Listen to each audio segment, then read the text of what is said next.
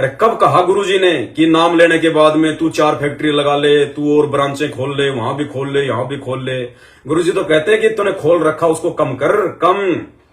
तू इस वजन के साथ भक्ति नहीं कर पाएगा। इतना ही कर, साईं इतना दीजिए जिसमें कुटुंब समाव, और हम भी भूखे ना रहे, अतिथि न भूखा जाए। जब तक हम इस वाणी के ऊपर नहीं चलेंगे। वाणी क्यों सुनाई परमात्मा ने?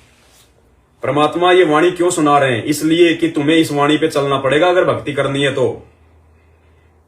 कि साईं इतना दीजिए जिसमें कुटुंब समाए। अब जब हम इतना ही मांगेंगे भगवान से कि भगवान मेरा जो भी परिवार है, 4 मेंबर का, 5 मेंबर का, 2 मेंबर का, परमात्मा तन के लिए तो हमारे को जो है कपड़े मिल जाएं, पेट के लिए रोटी मिल जाए, बस परमात्मा इतना चाहिए हमें। और जब इतना ही मांगेंगे तो ये तो सबसे थोड़ी से थोड़ी डिमांड है, कम से कम डिमांड है।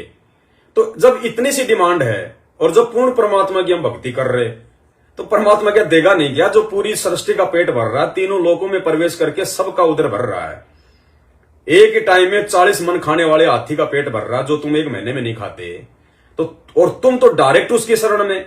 तो क्या तुम्हारा परमात्मा इतना भी काम धंधा सेट नहीं करेगा क्या? लेकिन जो बेसब्रे लोग हैं, खा ले, कमा ले, कमा ले, कमा ले, एक मकान वहां बना लिया, एक ले लिया प्लॉट, वो सस्ता मिल रहा है वो भी ले लो, दूसरे के साथ मिलके ले लो, सस्ता मिल रहा है, 4 साल बाद में डबल रेट पे बिकेगा, और 4 साल में तू ही नहीं रहा। तो भाई और बहनों, इन चीजों को थोड़ा समझो। अब साथ संगति से जुड़ गए, मरना है यहां तो हमने, इन चीजों को कम करना है। अरे जिसके पास में 4 प्लाट हैं और किसी काम के नहीं है और वो 1 प्लाट में रह रहा है, तो बाकी 3 को बेच दो, वो पैसा भगवान के चरणों में लगाओ, परमात्मा की सेवाओं में लगाओ। वो कुछ काम नहीं आएगा, चूहे बिल बना के रहेंगे उन प्लाटों में। तो हमने तो इस वाणी के अनुसार इस भाव में आना, धीरे धीरे अपनी आवश्यकताओं को, धीरे धीरे अपनी जिज्ञासाओं को, अपनी इच्छाओं को, काम धंधों को समेटना है।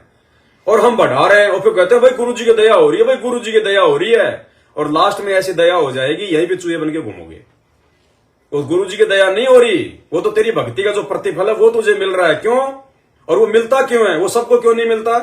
भक्ति तो बहुत करते हैं, सबको क्यों नहीं मिलता? जिसके अंदर उन चीजों की जो प्राप्ति की इच्छा होगी, जो जिस चीज की मन में ज्यादा डिमांड करके भक्ति करेगा, मंत्रों का जाप करेगा, परमात्मा कहते हैं उसको वही मिलेगा। जो अपने मन में अपने आत्म कल्याण के भाव को रख के भक्ति करेगा, आरती करेगा, मंत्र करेगा, तो ये आरती मंत्र भक्ति की जो कमाई है उसी चीज पे लग जाएगी और आपके बल्ले बल्ले कर देगी, आपको सांसारिक इच्छाओं के वजन के नीचे आपको दबा के रख देगी।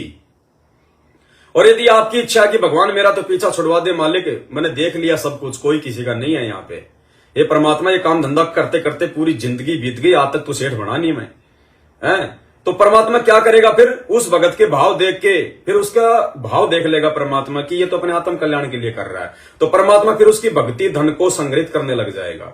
जो भक्ति वो कर रहा है, मंत्र सुमरण या सत्संग या जो भी, वो उसकी कमाई उसके भक्ति खाते में जमा होती रहेगी। और जो ये सोच रहा है कि यार एक छोरा तो सेट हो गया, एक छोरे का तो बढ़िया फाइनेंस का काम हो गया, ये परमात्मा दूसरे का और कर दूं सेट, तो फिर आपकी कमाई उस बच्चे को सेट करने में लग जाएगी, आपके घर में पैसा आने लग जाएगा, डबल कमाई होने लग जाएगी। क्यों? आपकी कमाई से आपकी भक्ति बर्बाद हो रही है। छोरे को तो वही मिलना है जो उसके भाग्य में है। आप अपनी भक्ति कमाई क्यों खर्च कर रहे हो भाई? बच्चों को भी लगा दो मालिक के शरण में, और नहीं लग रहे हैं तो फिर उनकी टेंशन छोड़ो। अरे जो आपकी बात नहीं मान रहे कि हमारा बाप हमारे को भक्ति पे लगा रहा है, तो ऐसे बच्चों की तो टेंशन छोड़ देनी चाहिए, निकम्मों की, जो अपने बाप की बात नहीं मान रहे। फिर हमारे काहे के बच्चे? जब वो हमें अपना बाप नहीं मान रहे तो हम उनको अपना बच्चा क्यों माने? अगर वो इतने होशियार है तो उनको चलने दो अपने हिसाब से, कभी ठोकर खाएगा तब समझ जाएगा। हम क्यों मरे? हम क्यों अपना जीवन बर्बाद करें, अपनी भक्ति बर्बाद करें उन निकम्मों के पीछे? तो भाई और बहनों, इस प्रकार से परमात्मा दया करें।